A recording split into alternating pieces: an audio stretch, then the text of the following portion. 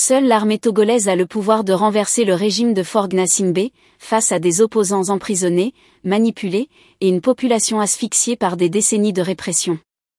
L'opposition togolaise, bien que déterminée, se heurte à des obstacles structurels et systémiques, emprisonnements arbitraires, interdiction de manifester, surveillance des activistes, et une réforme constitutionnelle controversée en 2024 qui a consolidé le pouvoir de Gnassingbé. Dans ce contexte, Marguerite Gnakadé, ancienne ministre des Armées et figure emblématique, émerge comme une voix dissidente audacieuse, proposant une vision radicale où l'armée, acteur clé du système, pourrait devenir l'instrument d'un changement politique. Ce texte explore les défis de l'opposition, le rôle central de l'armée togolaise, et la perspective unique de Gnakadé, qui incarne à la fois l'espoir et la complexité de la lutte pour la démocratie au Togo. Une opposition désunie et muselée. Depuis des décennies, l'opposition togolaise lutte pour faire entendre sa voix dans un système politique dominé par le clan Gnassingbé et son parti, l'Union pour la République, UNIR. Les partis d'opposition, tels que l'Alliance nationale pour le changement, ANC, de Jean-Pierre Fabre ou les Forces démocratiques pour la République, FDR, de Paul Dodji Apevon, ont tenté à maintes reprises de mobiliser la population pour exiger des réformes démocratiques. Cependant, leurs efforts se sont heurtés à une répression brutale et à des stratégies de division orchestrées par le pouvoir. La répression comme outil de contrôle. Le régime de Faure Gnassingbé a perfectionné l'art de la répression. Depuis 2017, les manifestations d'opposition ont été systématiquement interdites ou dispersées par les forces de l'ordre, souvent à l'aide de gaz lacrymogène, de matraques, et parfois de balles réelles. En juin 2025, par exemple, des manifestations à Lomé contre la hausse du coût de la vie et la réforme constitutionnelle ont été violemment réprimées, faisant au moins 7 morts et des dizaines de blessés, selon des organisations de défense des droits humains comme Amnesty International. Les arrestations arbitraires sont monnaie courante, touchant non seulement les leaders politiques, mais aussi des citoyens ordinaires, des journalistes, et même des figures de la diaspora comme le rappeur Amron, arrêté en mai 2025 pour ses critiques virulentes contre le régime. Les prisons togolaises abritent de nombreux opposants, souvent détenus sans procès équitable. L'affaire de Kpacha Gnassingbé, demi-frère de Faure et ancien ministre de la Défense, emprisonné depuis 2009 pour un prétendu coup d'État, illustre la manière dont le régime utilise la justice pour neutraliser toute menace, même au sein de la famille au pouvoir.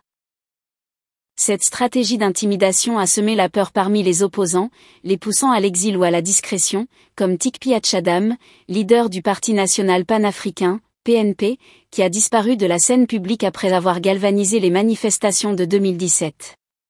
Une opposition fragmentée. Outre la répression, l'opposition togolaise souffre de divisions internes. Les querelles entre leaders, les divergences idéologiques, et les luttes pour le leadership ont affaibli la capacité des partis à former un front uni. En 2017, la coalition de 14 partis d'opposition, portée par l'élan de Tikpi Atchadam, avait réussi à mobiliser des dizaines de milliers de Togolais. Mais les dissensions internes et l'incapacité à maintenir la pression ont permis au régime de reprendre le contrôle.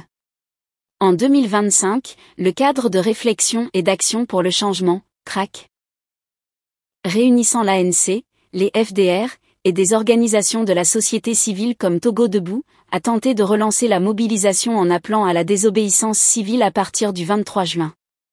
Cependant, ces efforts ont été entravés par le manque de coordination et par la répression immédiate des autorités. La réforme constitutionnelle de 2024, qui a instauré la VE République et transformé le Togo en régime parlementaire, a exacerbé ces tensions. En transférant l'essentiel du pouvoir exécutif au président du Conseil des ministres, un poste occupé par Faure Gnassingbé, cette réforme a été perçue comme un coup de force institutionnel, permettant au président de rester au pouvoir sans limite de mandat. L'opposition a dénoncé cette manœuvre comme une « haute trahison », mais son incapacité à organiser une résistance cohérente a renforcé l'impression d'un mouvement affaibli et désorienté. Le rôle central de l'armée togolaise. Dans ce contexte, l'armée togolaise, Forces armées togolaises, FAT, demeure un acteur incontournable. Depuis le coup d'État de 1963, qui a porté Gnassingbé et Yadema au pouvoir, l'armée est le pilier du régime. Composée majoritairement de membres de l'ethnie Kabyé, comme la famille Gnassingbé, elle a été utilisée pour réprimer les manifestations, protéger les intérêts du pouvoir et garantir la continuité dynastique. En 2005, c'est avec le soutien de l'armée que Faure Gnassingbé a été installé à la présidence après la mort de son père, malgré les protestations de l'opposition et de la communauté internationale. Une loyauté à toute épreuve ? L'armée togolaise est souvent décrite comme un monolithe fidèle au régime. Cette loyauté s'explique par une structure hiérarchique stricte, des avantages matériels pour les officiers supérieurs et une forte représentation des cabiers dans les rangs. Cependant, des fissures ont commencé à apparaître. En 2009, l'arrestation de Kpacha Gnassingbé, alors ministre de la Défense, a révélé des tensions au sein de l'élite militaire, certains officiers ayant été accusés de complicité dans une tentative de coup d'État. Plus récemment, la voix de Marguerite Gnakadai, ancienne ministre des Armées, a mis en lumière des dissensions potentielles au sein de l'appareil militaire. L'armée comme clé du changement. L'idée que seule l'armée peut renverser le régime de Faure Gnassingbé repose sur son rôle historique et sa mainmise sur les institutions. Contrairement à l'opposition, qui manque de moyens et de cohésion, l'armée dispose de la force brute et de l'organisation nécessaire pour déstabiliser le pouvoir. Cependant, un tel scénario impliquerait une rupture avec la loyauté traditionnelle de l'armée envers les Gnassingbé. Cela pourrait se produire dans des circonstances exceptionnelles, comme une crise économique aiguë, des pressions internationales accrues, ou l'émergence d'une figure charismatique au sein de l'armée capable de rallier les officiers dissidents. La vision de Marguerite Gnakadai, une voix dissidente au cœur du système. Marguerite Gnakadai, ancienne ministre des Armées et veuve d'un frère de Faure Gnassingbé, incarne une perspective unique dans la lutte contre le régime. Première femme à avoir occupé ce poste stratégique, elle a surpris en 2025 en publiant une tribune au vitriol contre Faure Gnassingbé, dénonçant la dérive autoritaire du régime et son incapacité à répondre aux aspirations du peuple togolais. Sa position, issue de l'intérieur même du sérail, lui confère une légitimité rare et une capacité à influencer des acteurs clés, y compris au sein de l'armée. Une critique radicale du régime. Dans sa tribune, Gnakadai a qualifié le régime de Faure Gnassingbé de « dictature dynastique » qui a trahi les idéaux de justice et de liberté.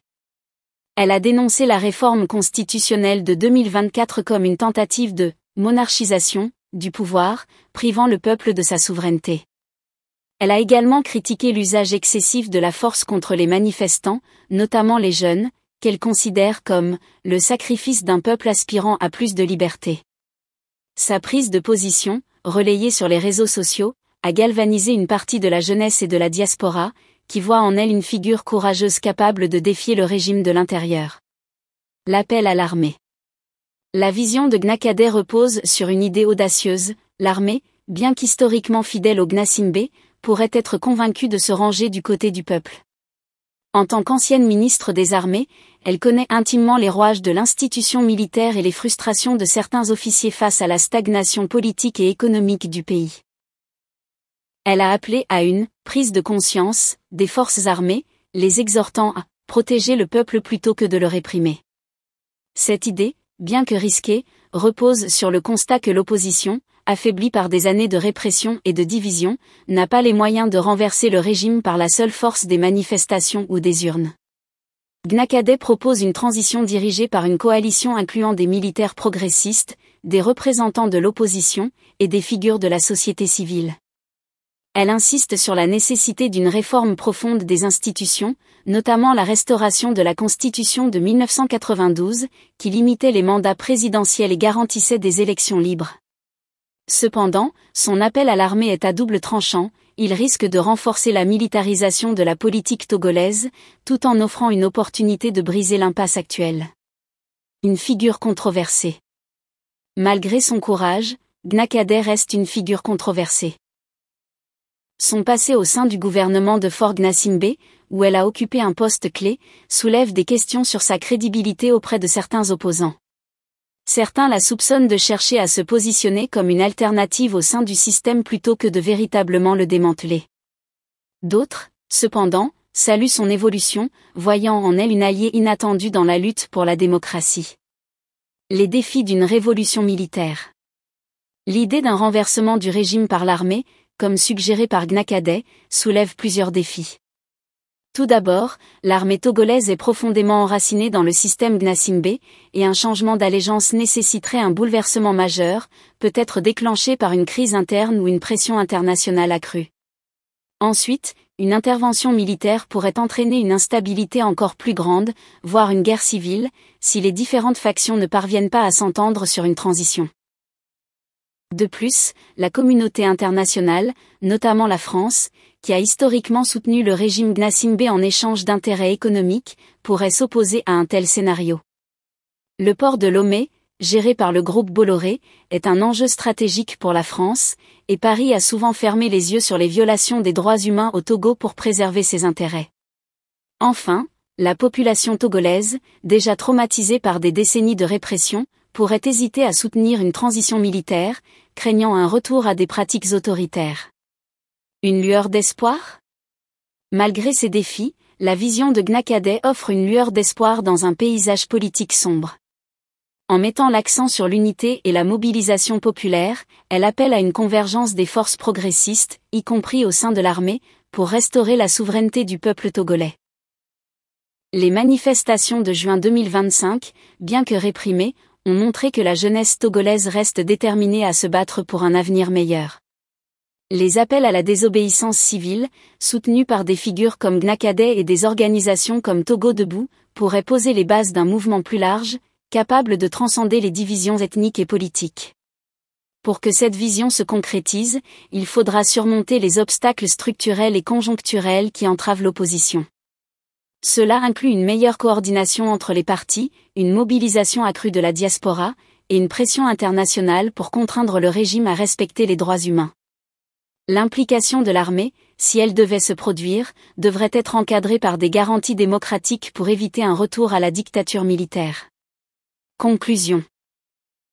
L'opposition togolaise, affaiblie par des années de répression, de division, et de manipulation, se trouve dans une position précaire face au régime de Faure Gnassingbé. La réforme constitutionnelle de 2024, les emprisonnements d'opposants, et les interdictions de manifester ont renforcé le contrôle du pouvoir, rendant la voie démocratique de plus en plus difficile. Dans ce contexte, la vision de Marguerite Gnakadé, qui voit en l'armée un acteur potentiel de changement, offre une perspective audacieuse mais risquée. Si l'idée d'un renversement militaire peut sembler séduisante face à l'impuissance de l'opposition, elle soulève des questions sur la viabilité d'une transition démocratique dans un pays marqué par des décennies de pouvoir autoritaire. Seule une mobilisation unie, combinant la pression populaire, la désobéissance civile, et une réforme des institutions, pourrait ouvrir la voie à un Togo nouveau, où la souveraineté appartient véritablement au peuple.